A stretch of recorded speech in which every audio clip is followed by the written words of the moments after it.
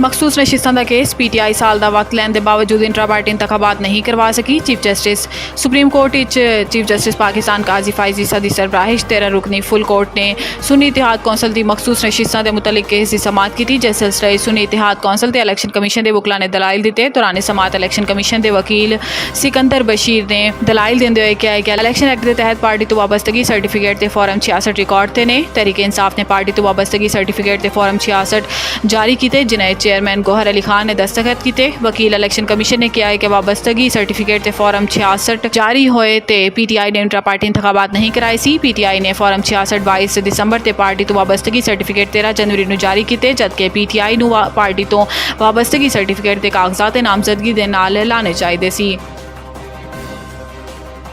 हुकूमत ने पेट्रोल की कीमत 7 रुपये तो ज़ायदा इजाफा कर दिता। वजारत खजाना ने पेट्रोलियम मसनूआत इजाफे का नोटिफिकेशन भी जारी कर दिता। नोटिफिकेशन के मुताबिक पेट्रोल की कीमत 7 रुपये 45 पैसे फी लीटर इजाफा किया गया। नोटिफिकेशन के मुताबिक पेट्रोल की नई फी लीटर कीमत 265 रुपये 61 पैसे हो गई। नोटिफिकेशन के मुताबिक हाई स्पीड डीजल की कीमत 9 रुपये 56 पैसे फी लीटर इजाफा किया गया। हाई स्पीड डीजल की नई कीमत 277 रुपये 45 पैसे फी लीटर होएगी। जराए के मुताबिक लाइट डीजल की कीमत 9 रुपये 88 पैसे फी लीटर का इजाफा किया गया। जराए के मुताबिक मट्टी के तेल की कीमत 10 रुपये 5 पैसे फी लीटर का इजाफा किया गया।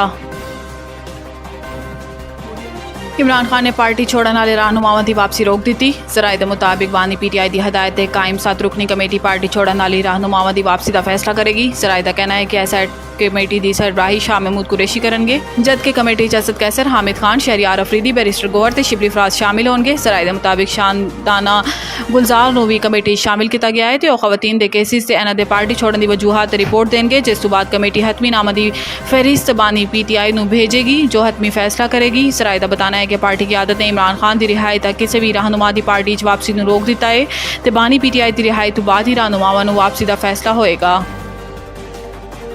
इंतखाबात 2029 होंगे। मौलाना हुकूमती इकदामात सराहन। एक बयान वज़ीर इत्तलात ने किया है कि मौलाना फजलुर रहमान बुजुर्ग ते काबिल एहतराम सियासतदान ने। मौलाना नू चाहिए है कि हुकूमत के बेहतर मुआशी इकदामात सराहन जिन्हों की वजह तो स्टॉक एक्सचेंज तारीखी बुलंदी ते है। इन्होंने कहा है कि ज़र मुबादले के ज़खायर वध रहे हैं, तजारती खसारा कम तो रुपये की कदर मुस्तहकम हो रही है तो यह वक्त बयानबाजी का नहीं है, सियासत पार्लीमेंट होनी चाहिए। वाज़ेह रवे कि मौलाना फजलुर रहमान ने कहा है कि गैर जानिबदाराना इंतखाबात कराए जान जिदे तो एस्टैब्लिशमेंट ते खुफिया इदारे इंतखाबात तो दूर रहन, कोई मुदाखलत ना करन, जबकि असी बसद एहतराम समझते हैं। पाकिस्तान तहरीक इंसाफ की क्यादत यकसूई की कमी है।